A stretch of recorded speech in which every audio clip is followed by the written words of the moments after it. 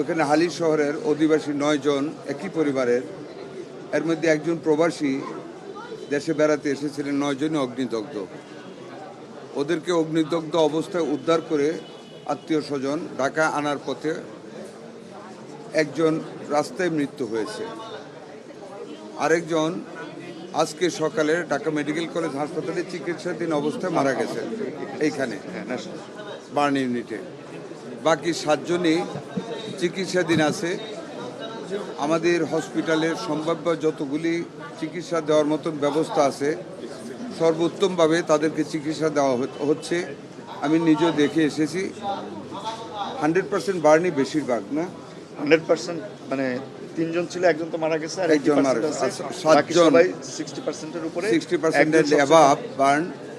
Stay সেফের double layer প্রোটেকশনই পিরিয়ডের হেভি ফ্লোর দিনগুলোতে আমাকে রাখে নিরাপদে। স্টে সেফ আছে ওখানে একজন আইসিইউতে আছে, ভেন্টিলেশনে আছে, আর এমনিতে আইসিইউতে আছে আরেকজনকে স্যার আমরা শিফট করবেন। 7 জনই আমার এলাকা তো। হ্যাঁ আমাদের এমপি এলাকার। যথাসাধ্য আমরা চেষ্টা করতেছি, আমাদের হসপিটাল কর্তৃপক্ষ চেষ্টা করতেছেন। আমাদের মাননীয় দুর্যোগ মন্ত্রী এখানে আছেন, আমাদের ওই এলাকার মাননীয় সংসদ সদস্য উপস্থিত আছেন। আমাদের অ্যাভেলেবল যত ফেসিলিটিস আছে, মেডিসিন আছে, সব হসপিটাল কর্তৃপক্ষ দিচ্ছেন। বাকি যদি আরও কিছু লাগে আমি আশ্বস্ত করেছি, আমরা উভয়ই আমাদের হাসপাতাল কর্তৃপক্ষকে আমরা সেটা যোগান দেব।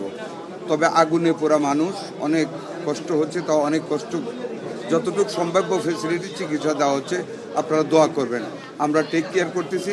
আমরা শেষ মুহূর্ত পর্যন্ত খেয়াল রাখবো কীভাবে প্রাণগুলি আল্লাহ বাঁচাইতে পারেন। আমাদের সহযোগিতা আমরা চেষ্টা করবো ইনশাল্লাহ।